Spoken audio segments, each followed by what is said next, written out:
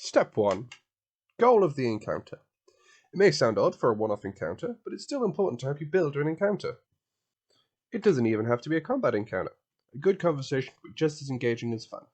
It may be as simple as the party are travelling from A to B, and you want to mix up the day's travel.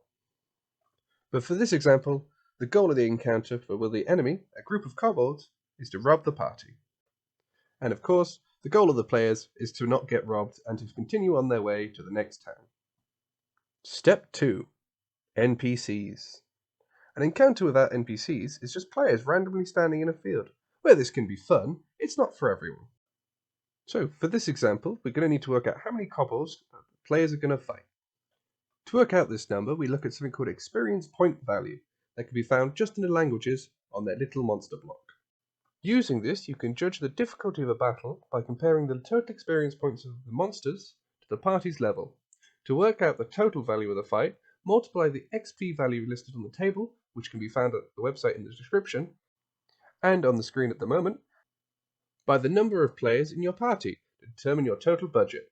The budget gives you a guideline for the total XP of the values of the creatures in the combat. For our example here, we have 4 level 1 players. For an easy encounter, you would take 20 and times it by 4, the amount of players we have, leaving us with 80 XP to use. So for this encounter, looking at the monster stat block, we could have 3 kobolds for 75 XP and 1 goat for 10 XP. This leaves us with 5 XP over the recommended limit, but a small excess either way should not affect the balance in any major way. Using a large amount of monsters can be fun, but sometimes outnumbering the characters gives monsters a big tactical advantage.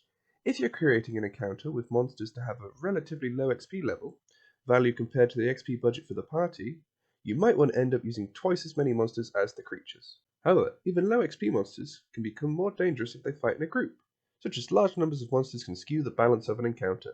To account for this, multiply the XP values of an encounter by 1.5 if the monsters outnumber the adventurers 2 to 1. If the monsters outnumber the characters 3 to 1, multiply by the XP by 2. If 4 to 1, then multiply the XP by 2.5, and so on and so on. Step 3. Traps and terrain. A straight fight may be fun, however not all creatures are that brave, and will usually lose a one-on-one fight, like the kobolds in our example. Not being able to win a one-on-one fight, our kobolds have learned to use the terrain around them. When making an encounter, look at the monsters you are using, and to see if they would use terrain or would just attack the party outright. To see if a monster would use traps, look in the Monster Manual and Volo's Guide to Monsters. To see if they have any skills or specifics in trap making, like kobolds like to use insects in their traps, so a pitfall might have a beehive at the bottom. However, they might not have the time or the manpower to set up traps, so they might look for other things in nature that they can use to ambush the players, such as a fallen tree or a bog. For our example, we're going to say the kobolds are hiding behind a tree that has fallen on the main road, waiting for the parties to just go round them to see if they can get a surprise round off on the players. Step 4. Expanding on the fly. Your party, depending on attitude towards kobolds, general alignment, or mood of the evening, may decide that they want to keep the kobolds alive rather than killing them outright. Maybe this is to question them, maybe this is to turn them to a path of righteousness.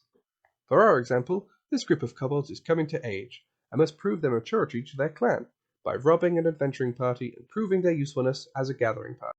I hope you found this video helpful. If you did, hit the like button and also subscribe for more great D&D content along with some video game compilations every now and again.